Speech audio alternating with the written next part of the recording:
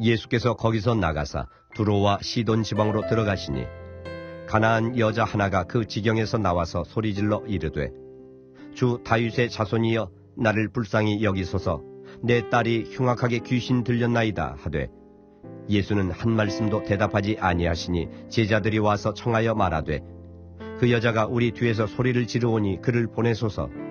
예수께서 대답하여 이르시되 나는 이스라엘 집에 잃어버린 양 외에는 다른 데로 보내심을 받지 아니하였노라 하시니 여자가 와서 예수께 절하며 이르되 주여 저를 도우소서. 대답하여 이르시되 자녀의 떡을 취하여 개들에게 던짐이 마땅하지 아니하니라.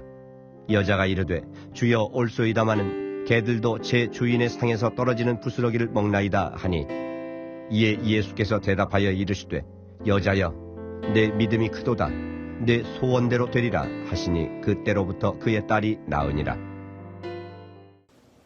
예수께서 갈릴리 지역을 떠나 두로와 시돈 즉 이방 지역에 있는 이방인들을 향해서 발걸음을 옮기셨습니다.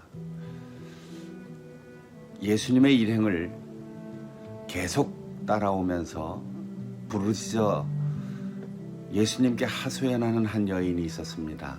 가나안 여인, 헬라어를 쓰는 이방 여인이었고 마가복음에는 그 여인을 가리켜 수로보니게 여인이라고 표현했는데 수리아, 페니키아 합성어입니다. 수리아 땅에 사는 페니키아 민족 여인이라는 것입니다.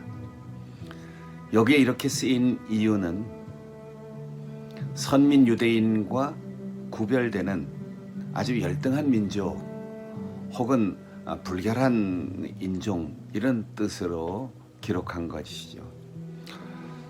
그 여인은 예수님을 따라오면서 이렇게 말합니다. 주 다윗의 자손 예수여. 주님 그렇게 신앙 고백합니다.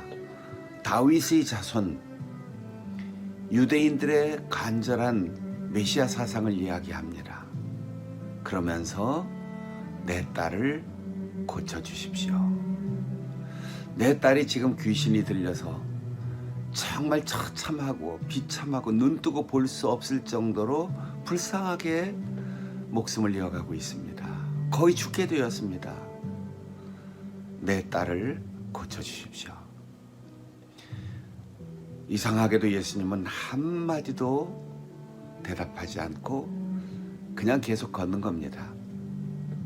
너무 시끄럽게 굴고 계속되는 여인의 부르짖음에 제자들이 주님, 저 여인이 계속 부르짖고 있는데 한 말씀이라도 좀 하십시오. 그렇게 말합니다. 예수님은 제자들의 말에 이어서 그 여인에게 이렇게 말합니다. 내 자식의 먹을 빵을 뺏어서 개에게 줄 수 있나? 야, 어쩌면 이 여인은 자존심도 완전히 무너지고 피가 거꾸로 솟고 억장이 무너지는 그런 엄청난 마음의 상처를 받았을 것입니다. 어떻게 메시아가 하나님의 아들이라면서 스승이라면서 선생이라면서 선지자라면서 구세주라면서 이럴 수가 있을까? 당장 벌떡 일어나 욕을 퍼붓고 침을 뱉고 돌아서야 마땅합니다. 개라는 표현을 썼습니다. 그런데 이 여인을 보세요. 주님, 옳습니다.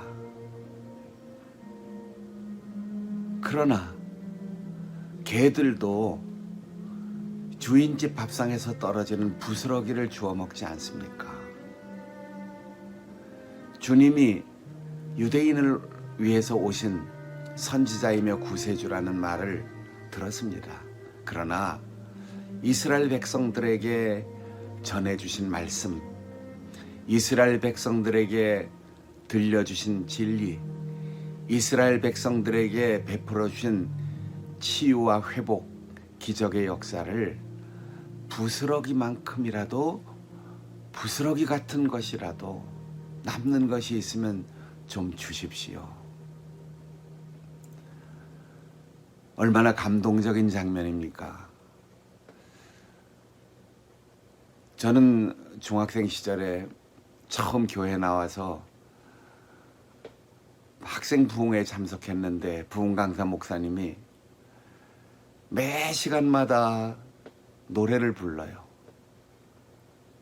웬 말인가 날 위해 주 돌아가셨네.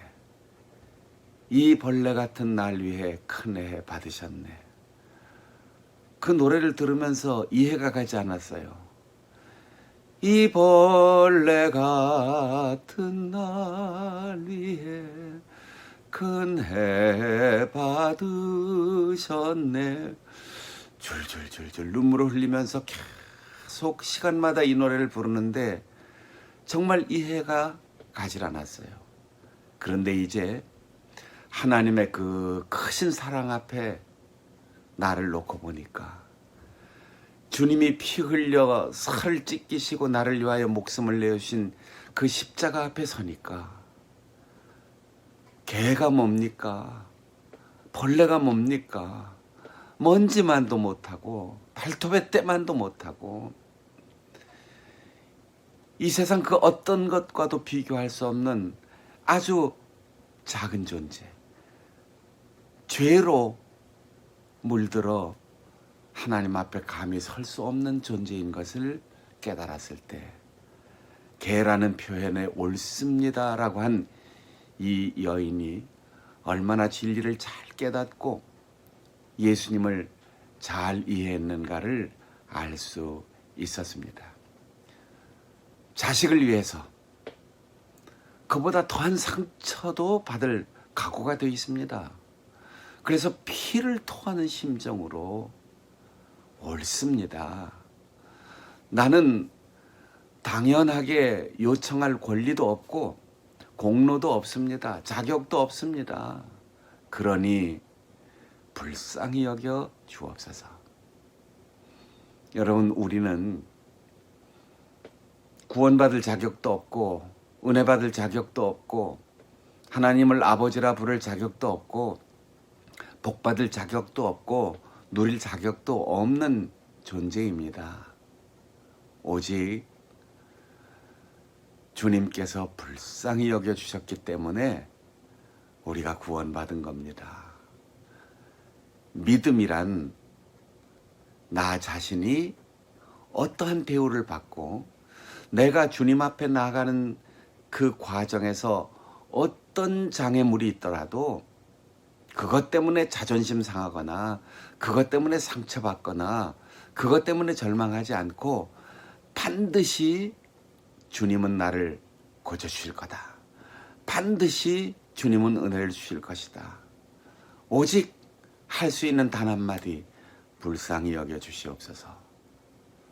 이렇게 기도하는 것이 믿음이고 예수님이 말씀하신 큰 믿음입니다. 내 믿음이 크도다. 내 믿음대로 될지어다. 왜 나에게 은혜를 주시지 않습니까? 왜 응답하시지 않습니까? 왜 저 사람은 받는데 나는 못 받았습니까? 그렇게 불평할 수 있어요. 그런데 그 사람의 믿음을 내가 본받고 있는지, 주님이 기뻐하시고 주님이 칭찬하시고 주님께서 놀라실 만한 그런 믿음이 있는지요? 믿음대로 되는 겁니다.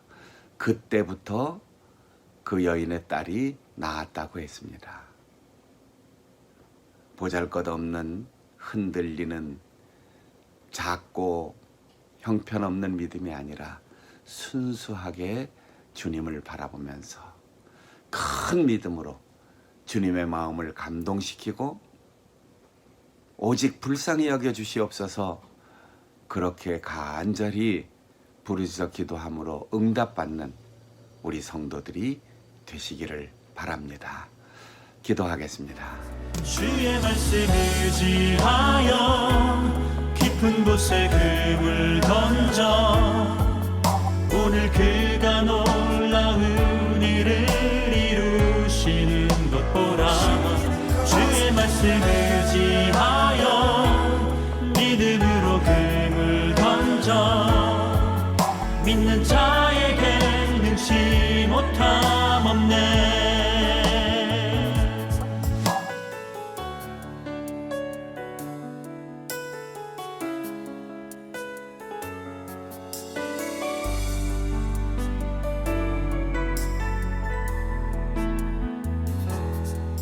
전능하신 나의 주 하나님은 능치 못하실 일 전혀 없네. 우리의 모든 간구도 우리의 모든 생각도 우리의 모든 꿈과 모든 소망도 진실하신 나의 주 하나님은 우리의 모든 괴로움 바꿀 수 있네. 불가능한 일 행하시고 죽은 자를 일으키시니 그를 이길 자 아무도 없네. 주의 말씀 의지하여 깊은 곳에 금을 던져 오늘 그가 놀라운 일을 이루시는 것 보라. 주의 말씀 의지하여 믿음으로 금을 던져 믿는 자에게 능치 못함 없네. 주의 말씀 의지하여 깊은 곳에 금을 던져